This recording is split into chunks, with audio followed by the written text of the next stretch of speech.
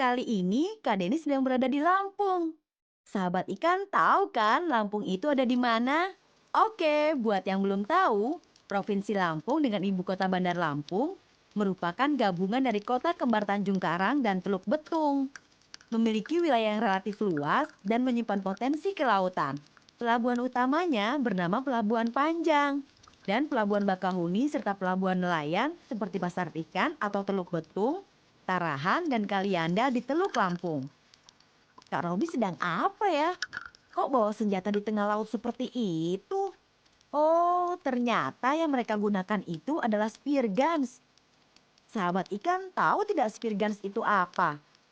Spear gun adalah salah satu alat tembak yang menggunakan besi panjang yang ujungnya runcing sebagai pelurunya.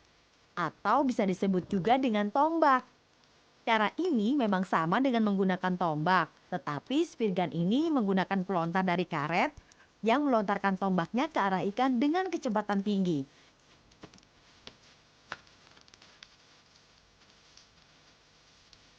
Komponen dasar dari spear gun adalah sebuah tombak, kayu sebagai pegangan, dan karet pemicu. Cara menggunakannya dengan menarik karet pemicu, kemudian sangkutkan di belakang senapan, kemudian siap ditembakkan.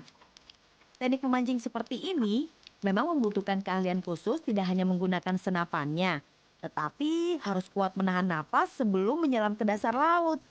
Terlebih lagi, daya dorong senapan tersebut sangatlah kuat. Jadi harus secara hati-hati menggunakannya.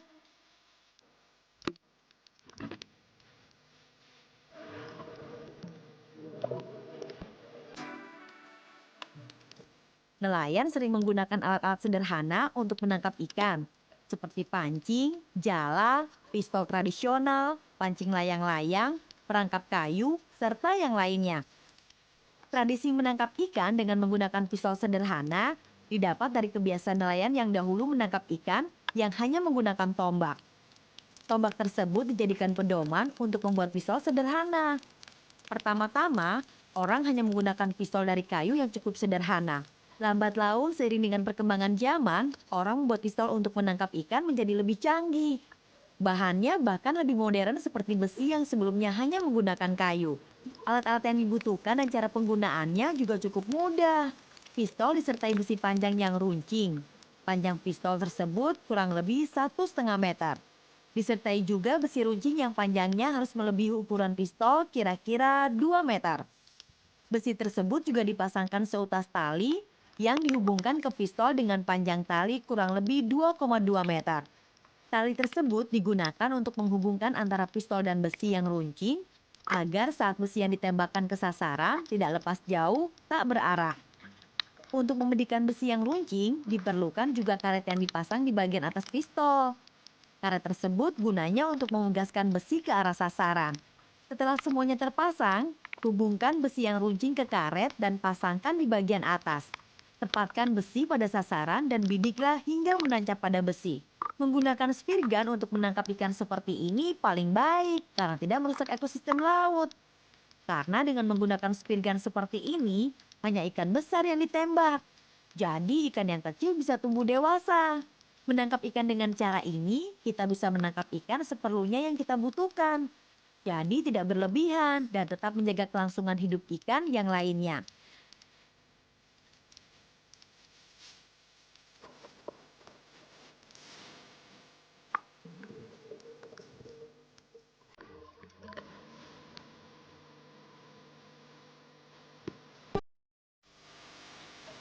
Sahabat ikan jangan kemana-mana ya.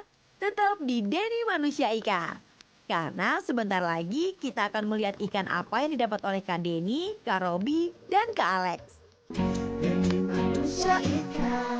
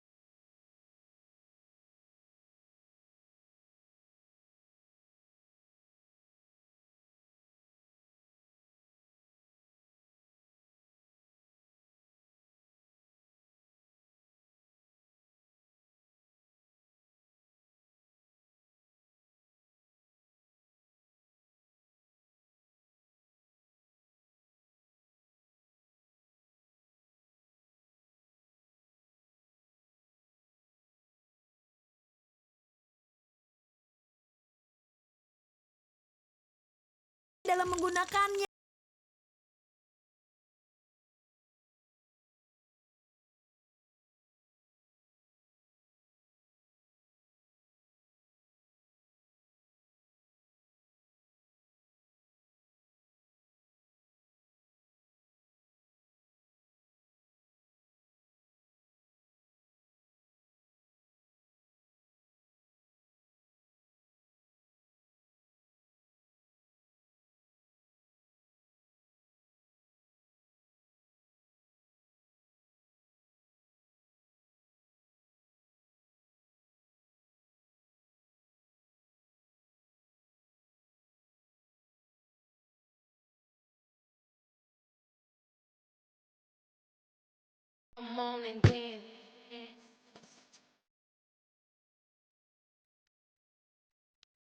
Dengan luas lautan yang lebih dari 5,8 juta kilometer persegi, Indonesia menjadi surga bagi berjuta-juta jenis biota laut. Ditaksir setidaknya ada 2.000 spesies ikan hias yang beranak pinak. Jumlah itu sepertiga dari spesies ikan di dunia. Kualitas dan keindahan ikan hias asal Indonesia tidak diragukan lagi. Makin eksotik dan susah ditangkap, semakin mahal harga ikannya. Hampir 100% pasar ikan hias adalah pasar ekspor dengan Singapura, Hong Kong, Amerika, dan Kanada sebagai negara tujuan. Pasar yang luas menjadikan perburuan ikan hias seakan tak pernah sepi. Demi menggenjot hasil, para nelayan pun kerap menempuh jalan pintas. Banyak nelayan menangkap ikan hias menggunakan racun seperti potasium dan sodium sianida atau yang biasa disebut potas. Penggunaan racun sianida untuk menangkap ikan dilarang undang-undang. Selain beresiko mematikan ikan buruan, juga merusak terumbu karang dan ekosistem sekitar. Sayang racun dianggap satu-satunya alat ampuh. Rata-rata nelayan pengguna sianida terjebak mata rantai perdagangan ikan hias. Ikan-ikan itu biasanya disetor ke broker atau pengepul. Broker ini lalu menjual ikan-ikan itu ke eksportir dengan keuntungan yang berlipat. Namun para nelayan tetap saja hidup serba pas-pasan. Apalagi di tengah harga sianida yang semakin mahal. Kerusakan 75% terumbu karang di Indonesia diyakini akibat semprotan maut sianida serta penangkapan ikan dengan bom.